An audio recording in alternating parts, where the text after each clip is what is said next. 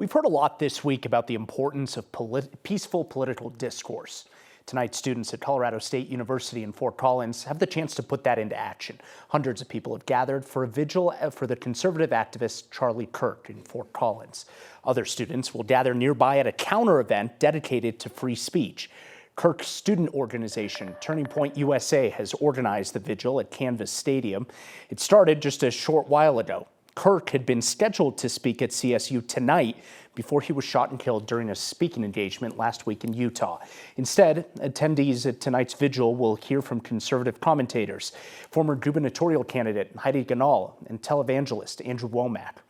There will also be a counter event near the stadium at CSU's Laurie Student Center at 6:30. That event has a tagline for free speech against political violence. It's hosted by Political Review and its CSU chapter. CSU says they're not involved in planning either event, but they offered up their facilities to support student safety. CSU says they're working with local, state, and national law enforcement on security. Both events are subject to CSU's typical game day security measures, including metal detectors and a clear bag policy. And a new state law passed last year makes it illegal to carry a firearm on any college campus in Colorado. Now, prior to Kirk's death, Charlie Kirk's campus events were often subject to counter-protests and heated debate. So tonight's polarization is perhaps nothing new. Our Spencer Soisher is in Fort Collins, where he spoke to political experts about some of the factors contributing to a growing sense of political divide. This was supposed to be the second stop on Charlie Kirk's campus tour, Colorado State University. The first stop, Utah Valley University, where he was shot and killed last week. But even before the assassination, there was plans for a counter event tonight, and that's still happening. So how do we get to this point with such a split? We saw that, a spike in the 60s in an era of, intense social unrest around the civil rights movement. DU political science professor Philip Chen points out that political violence and assassination attempts are not new, though it may feel like it's happening more. In many ways, you might think of Charlie Kirk as a leader of a political movement. I mean, he's the founder of a major political action group. While both sides claim the other is intolerant and more politically violent, Chen says there's not enough data to point either way. The patterns are hard to deduce because they're still rare events. Politically motivated violence isn't new, perhaps because political polarization isn't either.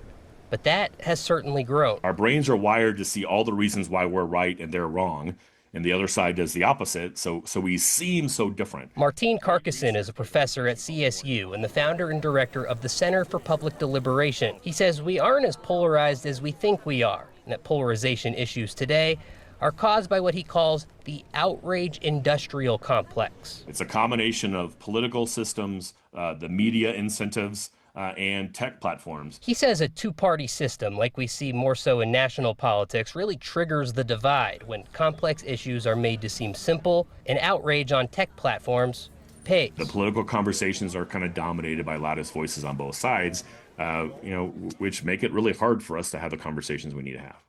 Neither of these events at CSU are run by the university, though there is enhanced security measures around here.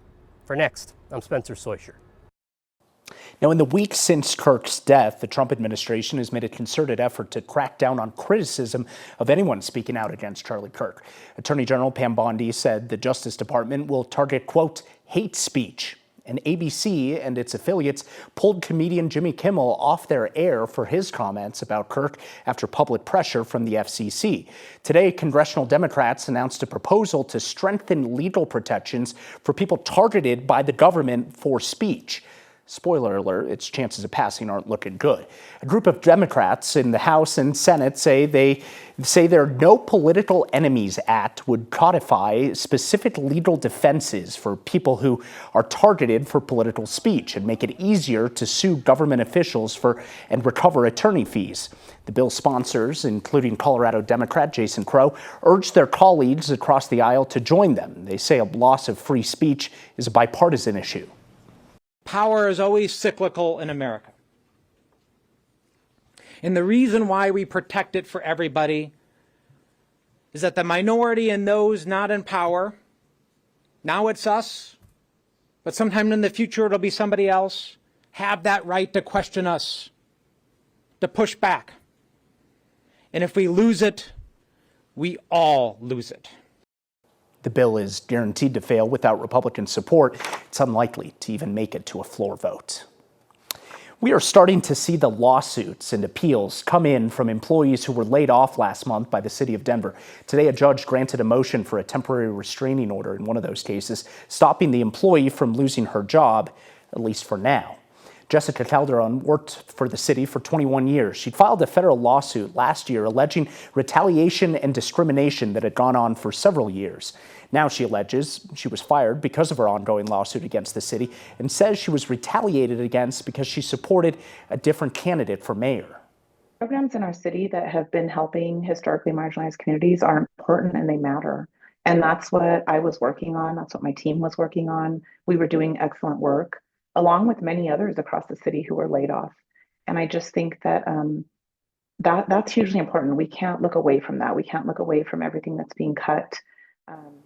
Calderon's pay and benefits were set to expire today. The judge's ruling in that case to grant that temporary restraining order means she can't be terminated until at least the next court hearing. The city attorney's office told us they are, quote, confident that they will receive a favorable outcome once all the facts are presented. The Costilla County Sheriff's Office had so many problems with their evidence that they've lost custody of it. Today, the Colorado Bureau of Investigation removed evidence from the sheriff's office and turned it over to the local district attorney. Back in July, District Attorney Ann Kelly raised some serious concerns about the sheriff's office.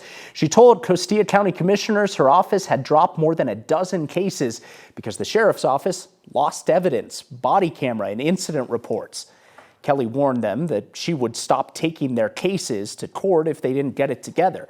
Sheriff's office told us the county didn't budget enough to pay employees well, and that, quote, we have had to hire employees who are less than desirable. Not great if you're a Costilla County employee there, hearing that. Our partners at KRDO report that the CBI, the Colorado Bureau of Investigation, is taking the evidence to Kelly's office where it'll be reorganized and documented. The Attorney General's office has also launched an investigation. So imagine hiking a 14er only to get back on the trailhead and realize that your car isn't there anymore.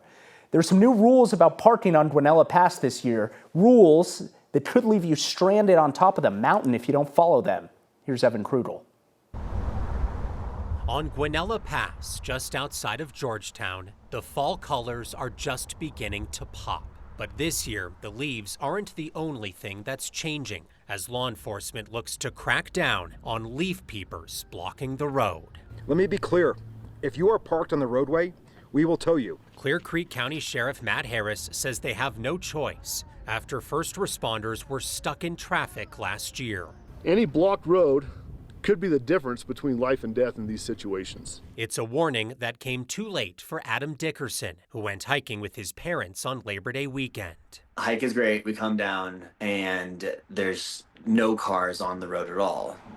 And so it was confusing, but quickly we realized that the car was towed. With no cell service, Adams says their options were limited. My 71-year-old mother's like in the street stopping traffic, like asking the park ranger, like, what do we do if our car is towed? He told her she could walk down to Georgetown. And so it felt very like we were stranded. His family ended up hitching a ride down the pass to Georgetown and then back up to Silver Plume where their car had been towed. The sheriff's office says short of leaving something like this, they don't have many options to tell people why their car is gone, but they are planning to leave notes. Probably the best we can do is place it under a rock in the location approximately where the vehicle was parked. Adam says he didn't see a note or a shuttle or a wacky wavy inflatable arm man. We were happy no one was hurt, like we're all safe, like we made it, but it didn't seem like it was the details had shook out well enough for us to make it through without a ton of turmoil. For Next, I'm Evan Krugel. You got to feel for them. Adam is one of a dozen drivers whose cars were towed on August 31st. That's before the sheriff's office announced these changes. This weekend, they'll have a shuttle running up and down the pass to pick up anybody who had their car towed to then take them down the mountain to their car. They're hoping it'll be empty, but they say, hey, at the end of the day, it's up to people to park in the designated parking areas. Not our fault if you disobey those signs. Something to think about if you're going leaf peeping. Hey, speaking of leaf peeping. Chris Bianchi is pretty good about predicting when those leaves are going to start turning those beautiful yellow colors. Chris, I was up on Echo Lake today, and it was starting to really turn when you get high up into those areas. But you're saying that peak is still, I don't know, a couple days, if not weeks away, depending on where you are. Exactly right, Mark. I think what you said there is going to tell the story. You get above about 10,000 feet, that peak will likely come this weekend. So the highest elevations in, say, Rocky Mountain National Park, above 10, 11,000 feet, peak there probably this weekend. But for most of the main areas, including Guanella, Kenosha, pay attention to those no parking signs, most areas will likely peak next weekend, the 26th through the 28th. So the end of next weekend, maybe lingering into the first few days of October if we don't get any wind events. So here's a general idea about those peak colors. Again, above 10,000 feet, probably peaking this weekend along a north by 70. Otherwise, today, beautiful 60s, 70s across the state.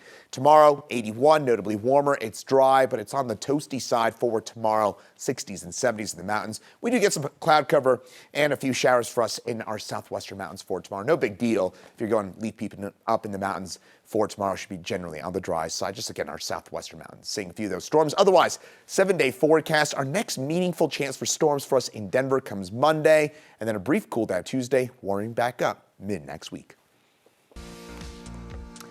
For decades, the Federal Theater has had a front row seat to Denver history. Now it's ready for an encore. Come out and see the space, have a beer, have a good time, enjoy some local live music, and really kind of take. And you know we love a good pedestrian bridge on this show. We'll take a closer look at a new one in the works at Ball Arena next. A historic Denver landmark is reopening to the public this weekend. After decades of sitting empty, the Federal Theater is making a comeback to Sunnyside. Now News reporter Janelle Finch takes us there. Denver's newest music venue may be one of its oldest. The Federal Theater, built in 1923, is getting new life in 2025. Yes. Co-owner Scott Happel says the former silent movie house won't be quiet for much longer. Andy, Peter, and I really enjoyed the challenge and opportunity to take this building that was in pretty good shape but not ready for public consumption and get it to a point where it can be alive again and it can bring energy and entertainment and life and business to a neighborhood that hasn't had anything like this since the mid-'80s. Happel says it's been decades since the venue saw its last customer. But Friday, the theater is breaking its streak. We really just wanted people to come and be able to check the place out. It's been essentially not open to the public for so long, and we've gotten so much feedback from people that they just are curious to come out and see it. The theater is hosting 2 nights of free concerts. Happel hopes people come for the space and stay for the show. Get some local bands and give them the opportunity to play in front of big crowds. But there's still work to be done. You know, we're dotting a lot of I's, we're crossing a lot of T's, getting the bar set up, getting the door staff kind of set and ready to go. We are, 90% ready to go, but we've got about 10% of details to get set up before we let that first person in at 7 o'clock tomorrow. Happel says despite some fresh features, he hopes the theater brings the same joy. Have a beer, have a good time, enjoy some local live music, and really kind of take the space in. In addition to live music, the owners plan to bring live wrestling, burlesque, and indie films to the theater. They say all of that will roll out over the next few months. That's a lot of different things. You got wrestling, burlesque, music, a little bit of everything. This isn't their first rodeo, though. They own another theater in town as well. Yes, and they're kind of shaping the model after that. So they also own the Oriental Theater. So again, bringing all of those different entertainment options to this theater, it just kind of makes sense. Come for the music, stay for the wrestling. Probably on different nights, I assume. Don't want to make any promises. Janelle Finch, appreciate it. Thank you. Pedestrians are stuck playing chicken if they want to get from downtown Denver to Ball Arena. The owners of the Nuggets and Avs, they want to change that now with a big old bridge. And a reminder that you can also catch Next streaming each night at 6 p.m. on 9 News Plus. And Next is also a podcast each weeknight. Find us wherever you listen.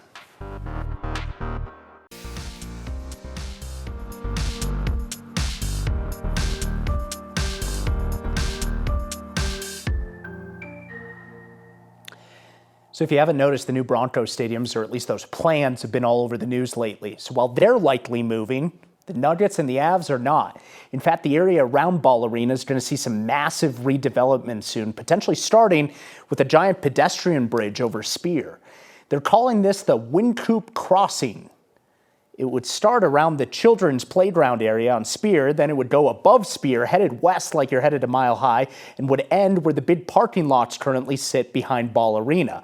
That's where Kroenke plans to build a huge new development filled with housing, hotels, office spaces, and a concert venue with up to 5,000 seats. The architect behind the bridge says it's an essential piece to the development, connecting it to downtown Denver.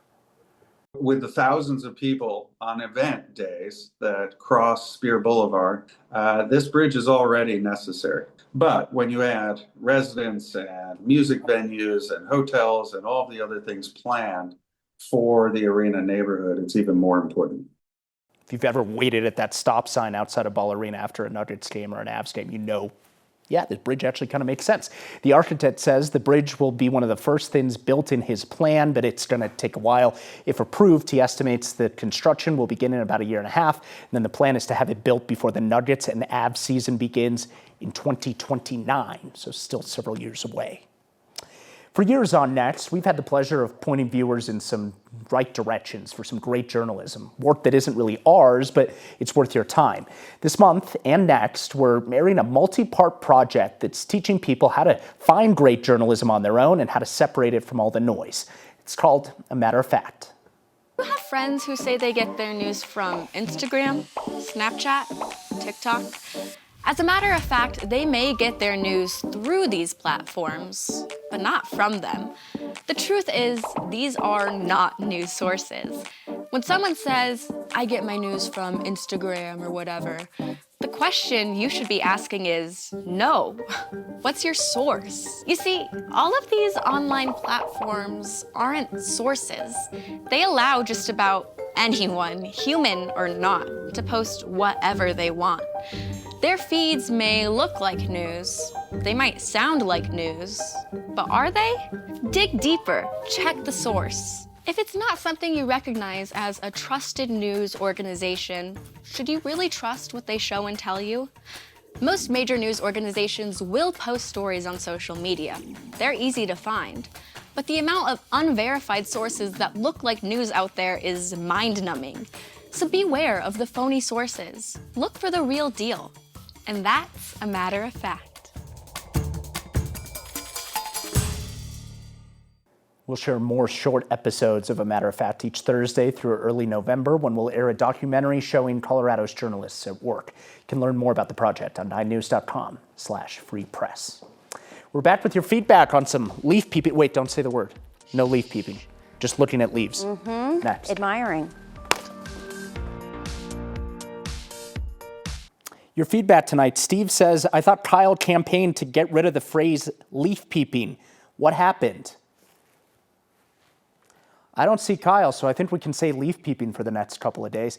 Maybe even just send in your patio furniture pictures. I know there's no snow, but maybe like send in patio furniture pictures with leaves on top of them. Got a couple more days until Kyle's back. See you next time.